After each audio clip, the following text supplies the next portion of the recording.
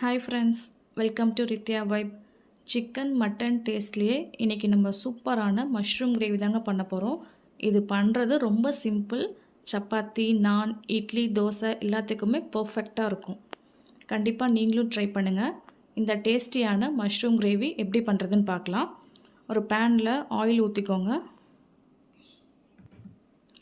Oil சூடானதும் ஒரு பட்டை, 2 கிராம்பு, ஒரு பிரிஞ்சி லீஃப் சேர்த்துக்கோங்க.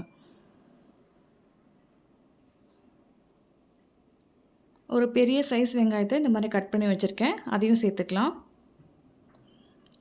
வெங்காயம் ஓரளவுக்கு வதங்கினதுக்கப்புறம் இஞ்சி பூண்டு பேஸ்ட்டு சேர்த்துக்கலாம். அந்த இஞ்சி பூண்டோட பச்சை வாசனை போகிற அளவுக்கு வதக்கிக்கோங்க. இப்போ 2 மீடியம் சைஸ் தக்காளி நான் கட் பண்ணி வச்சுருக்கேங்க, அதையும் சேர்த்துக்கலாம். அது கூடவே கொஞ்சம் உப்பும் சேர்த்துக்கிறேன். உப்பு போட்டு வதக்கினோம்னா தக்காளி நல்லா நைஸாக குழஞ்சி வரும். இப்போ வெங்காயம் தக்காளி நல்லா வதங்கினதுக்கப்புறம் நம்ம மஷ்ரூம் சேர்த்துக்கலாம். மஷ்ரூம் வந்து நல்லா வாஷ் பண்ணிவிட்டு அதுக்கப்புறம் கட் பண்ணுங்கள்.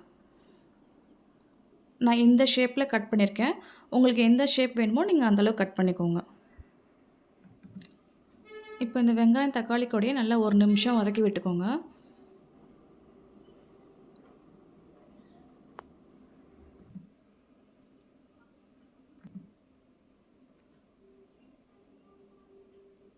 ஒரு நிமிஷம் வதக்கி விட்டதுக்கப்புறம் இப்போ நம்ம மசாலாலாம் சேர்த்துக்கலாம்.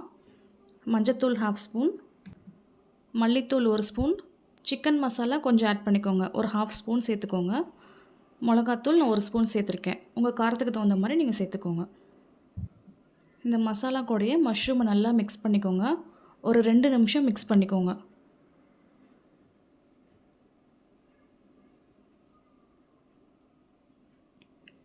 நல்லா மிக்ஸ் பண்ணதுக்கப்புறம் நம்ம தண்ணி ஊற்றிக்கலாம். நான் வந்து 1 டம்ளர் அளவு தண்ணி ஊற்றிருக்கேங்க. வேகும் போது காளான்லேயே தண்ணி வரும், அதனால் நான் தண்ணி கம்மியாக தாங்க சேர்த்துருக்கேன்.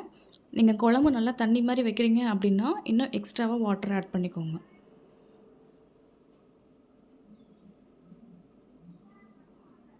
வாட்டர் சேர்த்ததுக்கப்புறம் கொதி வந்ததும் மூடி வச்சுக்கோங்க. ஒரு 10 நிமிஷம் மூடி வச்சு குக் பண்ணால் போதும், காளான் நல்லா வெந்துடும்.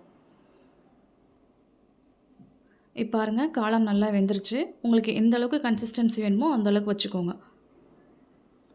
ஃபைனலாக நீங்கள் கொத்தமல்லி போட்டு நீங்கள் இறக்கி வச்சுருங்க. அவ்வளோதாங்க, நம்மளோட சிம்பிளான டேஸ்டியான மஷ்ரூம் கிரேவி ரெடி. உங்களுக்கு இந்த ரெசிபி பிடிச்சிருந்தா மறக்காமல் நம்ம சேனலை ஃபாலோ பண்ணிக்கோங்க, சப்ஸ்கிரைப் பண்ணிக்கோங்க.